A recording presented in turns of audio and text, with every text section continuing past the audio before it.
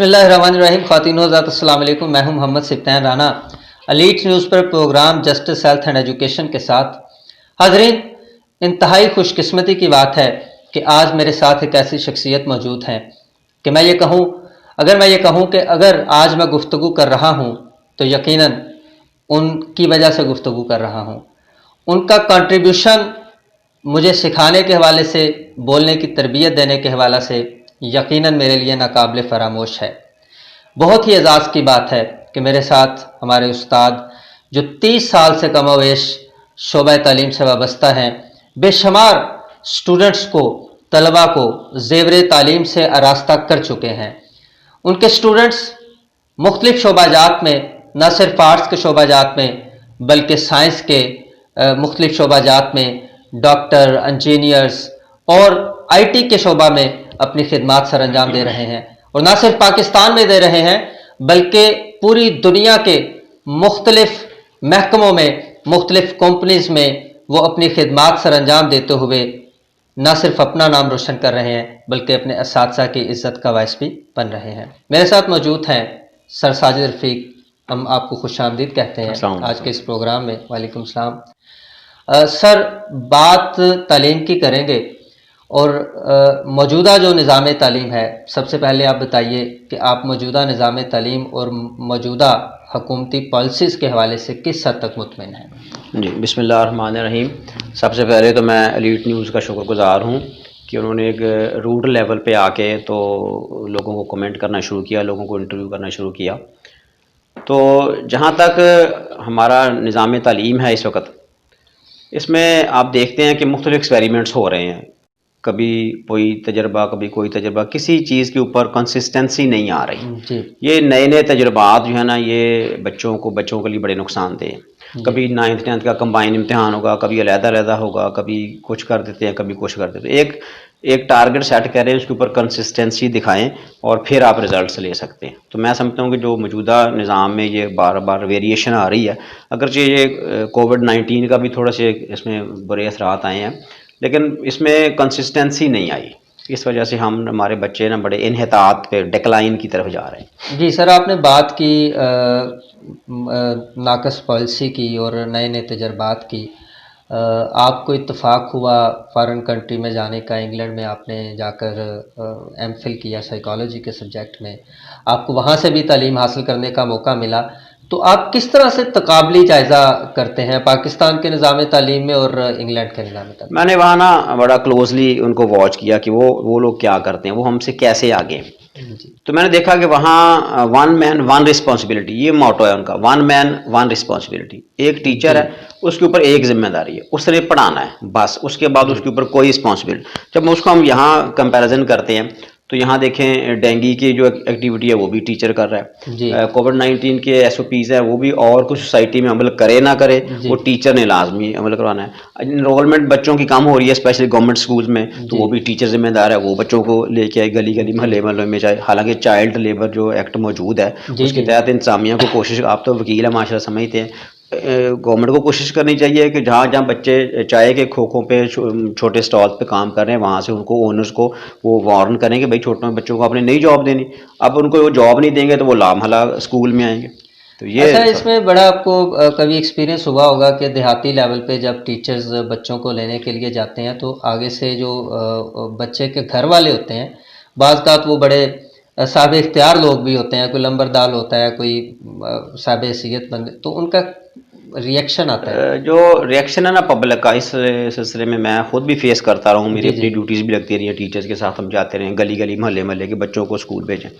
उसमें जो elite class है हमारी, उनके बच्चे तो पहले ही स्कूल्स में जा ही रहे हैं। हमारा जो पॉवर्टी बेस्ड डिपार्टमेंट है ना, वो सफ़र कर रहा है इसमें। जब उसको हम जाते हैं उनके घरों में तो वो कहते हैं हमारा बच्चा जाता है जी, शाम को 100-150 रुपया लेके आता है, आपको पास हम स्कूल भेज दें तो हम इसको, तो फिर उल्टा खर्चा है। अगर हुकूमत ये चाहती है कि बच्चे पढ़ें तो अल्टरनेटिव उनको कोई फैसिलिटेट करे, इस तरह से अकोमोडेट करें। देखें जितना पाकिस्तान माशाल्लाह, मैं देखता हूँ ये, कभी भी आप कोई भी TV शो आप देखें, उसमें कोई टॉक शो देखें, उसमें हर पार्टी दूसरे पे ऊपर करप्शन के इल्जाम लगा रही। इट मीन्स के देयर इज समथिंग रॉन्ग, कहीं ना कहीं तो पैसा लूट मार हुआ है जो इन बच्चों को नहीं मिला। और मैं समझता हूँ कि ये इन बच्चों का हक खाया गया है। جو بھٹوں پہ کام کر رہے ہیں, چائے کی دکانوں پہ کام کر رہے ہیں, شاپس کے اوپر کام کر رہے ہیں. تو یہ بڑی میزربل کنڈیشن ہے. اور جو غریب طبقہ ہے اس کا ریئیکشن بڑا سخت آتا ہے کہ ہم ان کو کہیں گے بچے اسکول بھیجیں, ہاں وہ کہتے ہیں جی ہمیں مطلب اپنی بریڈ اینڈ بٹر کی فکر پڑی ہوئی ہے, آپ کو تعلیم کی. اور پھر وہ اگلا سوال یہ کرتے ہیں کہ اگر بھیج دیں بچہ میٹرک کر جائے گا, ایف ایس سی کر جائے گا, دین کیا فیوچر ہے, تب آپ کون سی گورنمنٹ جاب دے رہی ہیں یا کیا کریں گے پھر. تو پھر وہ بڑے موجود. تو ٹیچر, اچھا سارا محکمہ تعلیم جو ہے نا وہ رسپانسبلٹی باٹم پہ آ کے ٹیچر پہ فکس کر دیتا ہے کہ ٹیچر جو ہے وہ ذمہ دار ہیں, وہ بچوں کو لے کے آئیں. تو میں اس آپ کے چینل کی توسط سے یہ اپیل کروں گا ہائر اتھارٹی سے کہ ٹیچر کو, جیسے میں نے بتایا کہ ون مین ون رسپانسبلٹی پہ رکھے. اس کا کام ہے پڑھانا. جو بچے کلاس میں اسکول میں آ گئے, اگر ان کو نہیں پڑھاتا پھر وہ اپنی رزق کے ساتھ جسٹیفائی نہیں کرتا. اچھا, آپ نے بڑی خوبصورت بات کی کہ ٹیچر کا کام ہے پڑھانا. اس کو اس پہ فوکس کرنے دیں, بجائے کہ اس کو مختلف کاموں میں لگائیں تو کنسنٹریشن لوز کرے گا. اور دوسری طرف آپ نے حکومتی پالیسیز کو بھی ایک بڑے پازیٹیو انداز میں آپ نے کریٹیسائز کیا. حکومتی پالیسیز کے حوالے سے جہاں تک بات ہے تو بہت سارے لوگ تحفظات کا شکار ہیں. اور جہاں تک ٹیچرز کی رسپانسبلٹی کی بات ہے تو مجھے یہاں پہ بڑی معذرت کے ساتھ اور بڑے افسوس کے ساتھ ایک یہ حالیہ جو پیر محل میں بھی ہونے والا واقعہ یاد ہے. اور اس کے علاوہ بھی ٹیچرز کے مختلف قسم کے اسکینڈلز فیمیل اسٹوڈنٹس کے ساتھ. تو اس والے سے آپ کیا کہیں گے کہ ٹیچرز کس حد تک اپنی رسپانسبلٹیز کو پوری دیکھیں جی, یہ جو پیر محل والا واقعہ ہے نا, یہ تو پوری ٹیچر کمیونٹی کے اوپر ایک نا یہ ایک بلیک مارک لگ گیا ہوا ہے. یہ بڑی مجھے سن کے دیکھ کے بڑی تکلیف ہوئی. تو اس میں پھر میں وہی بات دہراؤں گا کہ جب ہم میل اور فیمیل اسٹوڈنٹس کو, میل اور فیمیل ٹیچرز کو ایک پلیٹ فارم کے اندر ایک انڈر ون امبریلا اکٹھا کر دیتے ہیں, تو دیکھیں یہ اپوزٹ جو صنف ہے اس کی اٹریکشن تو ہے, یہ نیچرل ہے. اب ہم کاپی کرتے ہیں یورپ کو, ان لوگوں کے ملکوں کو کاپی کرتے ہیں. اور یہ اسکینڈلائزیشن جو ہے آپ دیکھیں, یہ تو یونیورسٹی لیول سے آپ نے دیکھا ہوگا پیچھے دنوں وہ کومل یونیورسٹی کے بھی اوپر وہ پروفیسرز کے بھی, گورنمنٹ کالج گوجرا کے آئے ہیں. تو یہ اتنے, میں سمجھتا ہوں کہ ٹیچرز کے لیے, یہ باقی ٹیچرز کے لیے بھی یہ بڑی شرم والی بات ہے. جب ہم اس طرح کی بات سنتے ہیں, لوگ دوست پوچھتے ہیں یار یہ آپ کے ٹیچر یہ کر رہے ہیں, وہ یہ نہیں کہہ رہے کہ فلاں ٹیچر کہتے ہیں آپ کی کمیونٹی کر رہی ہے. تو یہ بڑی میزربل کنڈیشن ہے. اس کا سلوشن پہ ہمیں جانا چاہیے. اگر ہم اس کو چاہتے ہیں کہ آگے سے یہ واقعات نہ ہوں تو ہمیں ان کو سیپریٹ کرنا پڑے گا. پچھلی گورنمنٹس میں یہ پالیسی رہی ہے کہ میل اسکول میں فیمیلز پڑھا رہی ہیں, ٹھیک ہے. اب میل اسکول میں جب فیمیل پڑھا رہی ہیں اور 9th 10th کے بچے, ایون دین مڈل کلاس کے جو بچے ہوتے ہیں 8ویں تک کے بچے, یہ اڈلٹ ہو جاتے ہیں. آپ والا ہمارا دور, اس سے اب بچوں کی جو بلوغت شرح ہے وہ بہت ارلی ہوگی ہوئی ہے. تو پھر نیٹ کا دور ہے, میڈیا کا یلغار ہے, تو اس کے اوپر پھر وہ ان کا یہ کتھارسس نہیں ہوتا. تو پھر اس طرح کے واقعات ہوتے ہیں.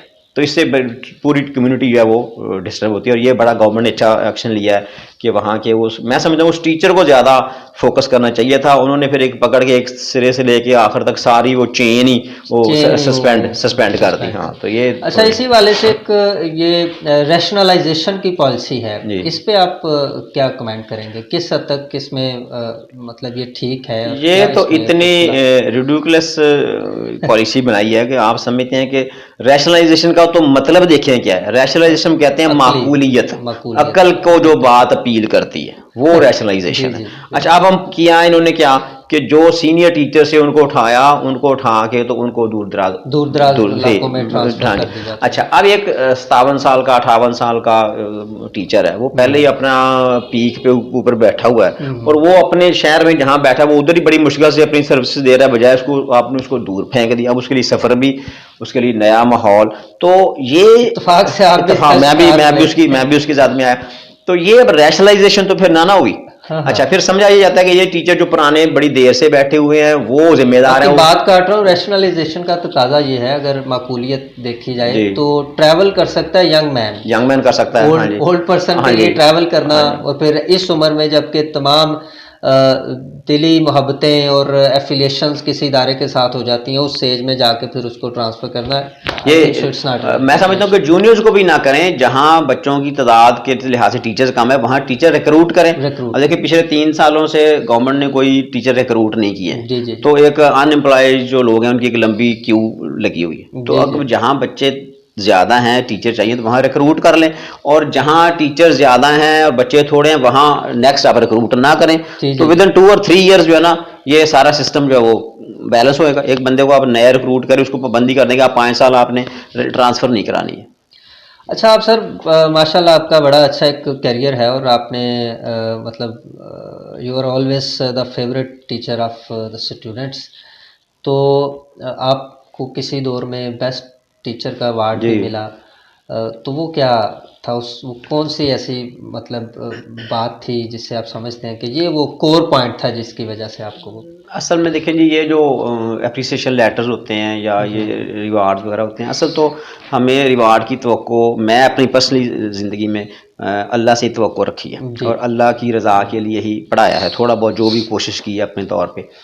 تو اگرچہ یہ چیزیں بھی انکریج کرتی ہیں، لیکن میں سمجھتا ہوں کہ اگر ٹیچر ہمارا جو ہے نا وہ صرف خوف خدا سے اور اپنی رزق کی جسٹیفیکیشن کے لیے کہے کہ یار میں اس کی تنخواہ لیتا ہوں اور میں اس کی عوض میں نے چاہے ہارڈ ہیں حالات کس طرح کے بھی ہیں، مجھے اس میں اپنی سروسز پوری اپنی جو صلاحیت کے ساتھ کام کرنا چاہیے، تو اس کو پھر ضرورت نہیں ہے اپریسیشن کی. اس کو ایک اچھے ٹیچر میں کون سی بنیادی خصوصیات ہونی چاہیے؟ اگر آپ 1 2 3 کر کے مجھے 3 4 دیکھیں جی، جو ہمارے لیے ماڈل ہے نا وہ نبی علیہ السلام کی ذات ہے، جی وہ بہترین معلم ہے، ٹھیک ہے نا جی جی. جی جی تو اگر ہم ان کی سیرت کو فالو کریں، ان کی سیرت النبی کے اوپر مطالعہ کریں، اور کم از کم کچھ نہیں تو ہفتے میں 1 2 دن اپنے ٹیچرز میں بیٹھ کے یا گھروں میں بیٹھ کے سیرت النبی کے اوپر بات کریں کہ ان کا طریقہ کار کیا تھا، وہ اپنے مخاطب سے کس طرح بات کرتے تھے، کتنی پیار سے، دھیمے لہجے سے، اور جب حالات فیوریبل ہوتے تب بات کرتے تھے. تو اگر اس کو ہم ان کو رکھیں، ان کی ذات کو سامنے رکھیں. تو دوسرا میں نے خوف خدا والی بات کی کہ اصل میں جب یہاں سے انگریز گئے تو یہاں بھی یہ کلونیل ایجوکیشن چھوڑ جی گئے. جی کلونیل ایجوکیشن میں اسے کہتے ہیں کہ آپ نے باس کے ڈر سے پڑھانا ہے، ڈی او اے او سی او یا امیجیٹ باس، اس کے ڈر سے پڑھانا ہے. اگر وہ موجود ہے تو آپ پڑھا رہے ہیں، وہ نہیں موجود تو سارے ریلیکس ہو گئے. تو یہ بات جو ہے نا یہ یہاں انگریز چھوڑ کے گئے، جی جی تو اپنے ملک میں انہوں نے یہ سسٹم نہیں چلایا. ہمارے یہاں وہ چھوڑ کے تاکہ یہ جو ہے نا یہ ڈکلائن کی طرف جائیں، یہ ترقی نہ کریں.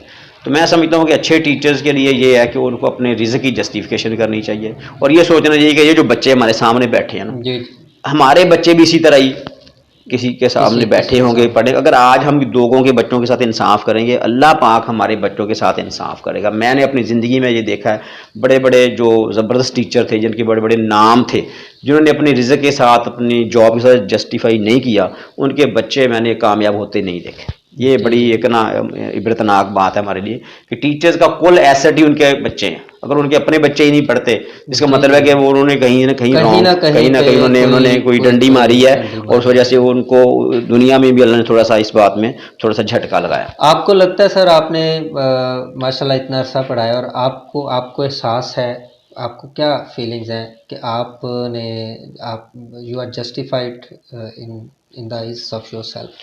نہیں دیکھو، بہتری کی گنجائش تو ہر وقت ہی رہتی ہے. جی جی اور پھر جس طرح کا ہمارا معاشرہ ہے، ہم بھی اس معاشرے کا حصہ ہیں. ہم بھی بعض اوقات مسئلے کا شکار ہو جاتے ہیں، ہم بھی دوسروں کو اوبلائج کرنے کے چکر میں تھوڑی بہت کر لیتے ہیں. تو جسٹیفیکیشن تو بہرحال اتنی نہیں ہوتی، لیکن بس یہ ہے کہ اللہ سے باقی اس کی معافی ہے کہ وہ ہمیں اس بات میں درگزر کر دے. باقی انسان پرفیکٹ تو ہو نہیں سکتا. جی تو بہت سارے پرابلم میں دیکھتا ہوں کہ بہت ساری باتیں اور بہتر کی جا سکتی تھیں جو شاید نہیں کی جا سکی. تو کوئی ایک پیغام جو آپ اپنے اسٹوڈنٹس کو دینا چاہتے ہیں؟ میں ایک پیغام یہ دوں گا، نچوڑ آپ کی جی زندگی میں یہ دوں گا کہ دیکھیں، انسانیت کی خدمت کریں. جو میرے اسٹوڈنٹس مجھے سن رہے ہیں، یا میرے کولیگز مجھے سن رہے ہیں، یا جو کولیگز ہیں ٹیچرز کی شکل میں یا کسی شعبے میں بھی ہیں، تو آپ اپنے ایک تو رزق کو جسٹیفائی کر دیں، اور دوسرا انسانیت کی خدمت کر دیں. اور اگر آپ کے پاس کچھ آتا ہے، سائل آتا ہے، آپ کے پاس کوئی کام آتا ہے، آپ اس کو کام کرتے ہیں نہیں کہتے، لیکن اس کو اچھے اخلاق کے ساتھ ڈیل کریں، اچھے اخلاق کے ساتھ اس کے ساتھ بولیں، اس کو بٹھائیں، اس کی بات سنیں. ہو سکتا ہے کام کر دیں، نہیں ہو سکتا تو اس کو اس کی رسپیکٹ جو ہے نا، اس کی ایگو، اس کو ہٹ نہ کریں. میں نے دیکھا دفتروں میں مختلف شعبوں کو جب جائیں تو ایون دین کو بیٹھنے کو بھی کوئی نہیں کہتا، تو وہ اپنی ہماری بات بھی نہیں سنتے. تو کوشش کریں انسانیت کی خدمت کریں. اگر آپ انسانیت کی خدمت کریں گے، انسانیت کے کام آئیں گے، اللہ تعالیٰ ہمارے معاملات جو ہمارے سیدھے کر دے گا. Thank you very much sir for giving your precious time. The bundle of thanks. حاضرین، آپ نے یہ پروگرام دیکھا، اور شعبہ تعلیم میں ایک لمبا طویل سفر طے کرنے والی شخصیت ہمارے پاس موجود تھی. ان کے تجربات سے ہم نے باتیں سیکھیں. کس حد تک یہ ٹھیک کہہ رہے ہیں، کس حد تک غلط کہہ رہے ہیں، اس بات کا فیصلہ آپ نے کرنا ہے. اجازت دیجیے اپنے میزبان محمد سفتین رانا کو.